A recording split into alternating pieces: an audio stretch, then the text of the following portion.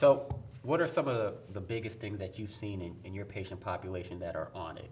And overall, like, I mean, success with it, how would you rate it? So the biggest thing I've seen is that some people don't lose weight on Ozempic. I don't know exactly why, but the biggest thing I see in plastic surgery is that some people get a little smaller than they want to initially. They look a little more like emaciated, if you will. The Ozempic face. Right. So then there's this big thing in plastic surgery, like, oh, she had too much Ozempic, and it's kind of a push to like, you don't need Ozempic. My take on it is that, okay, sometimes you can lose more. Like, what happens is they'll take it, right? And they don't know exactly how much they want to weigh.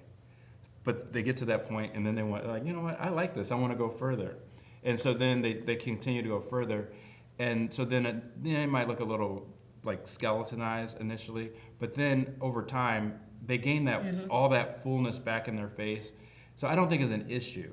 But I see a lot of people talking on Instagram and stuff about that. And my message to everybody is, look, if you lose too much, you can just gain some more back. It's not a problem. It's not a problem at all.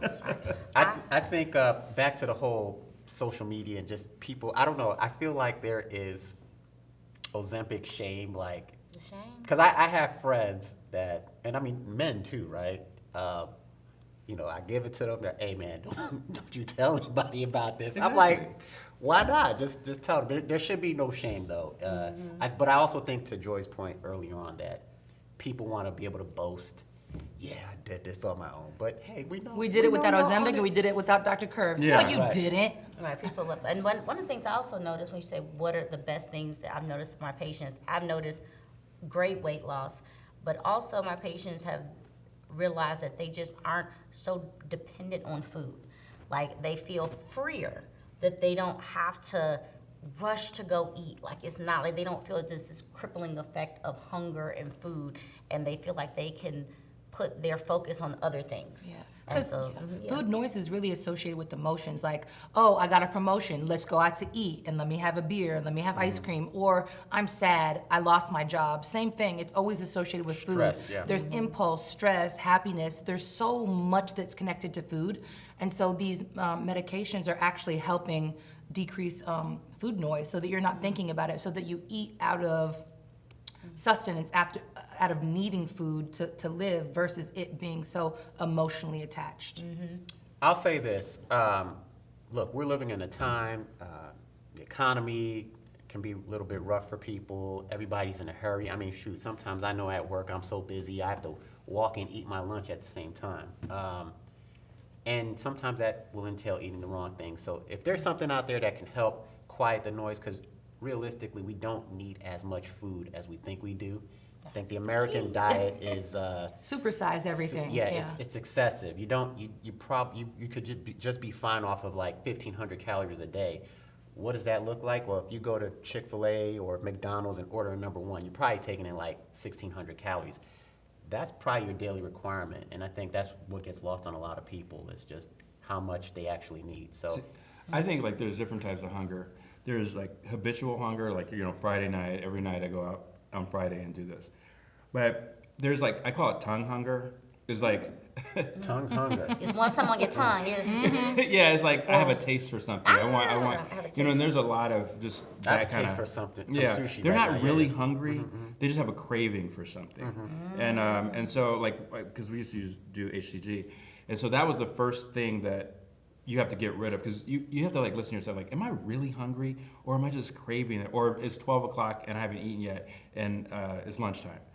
So a lot of times you just need to drink some water. Like you might not even be hungry, you just might be thirsty. And so I think Ozempic helps separate that, because you go and say, you know what, I have a craving. Then you'll eat a little bit of it, and then you realize, I don't even need any more of this. I've only eaten like, Right. So I think it helps with determining, am I really hungry, or am I just... Give some tips that you would tell your patient, like, to help calm the food noise down. You just mentioned drinking water, but chewing slowly. Just I think run brushing over your tongue.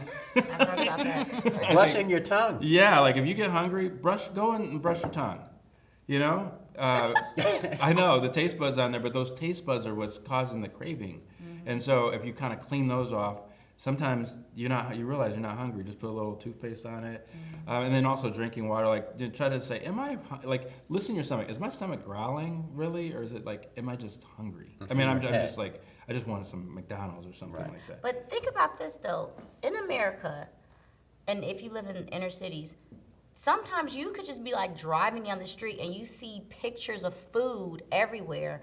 Like we're constantly being advertised food on our Instagram, on the TV. Like if we didn't see all of that so much, that might not trigger. I mean, I remember I'd be like minding my own business, and I see a commercial for Popeyes, and now I'm just like, I need some Popeyes. Like I'm hungry for Popeyes. But some of that is like brought on by the advertiser. They're trying to get you to spend that money, and that makes you hungry. You're not even thinking that you're hungry, and it's subconsciously put into you. I think that in other countries, maybe they don't have so much advertisement for fast food.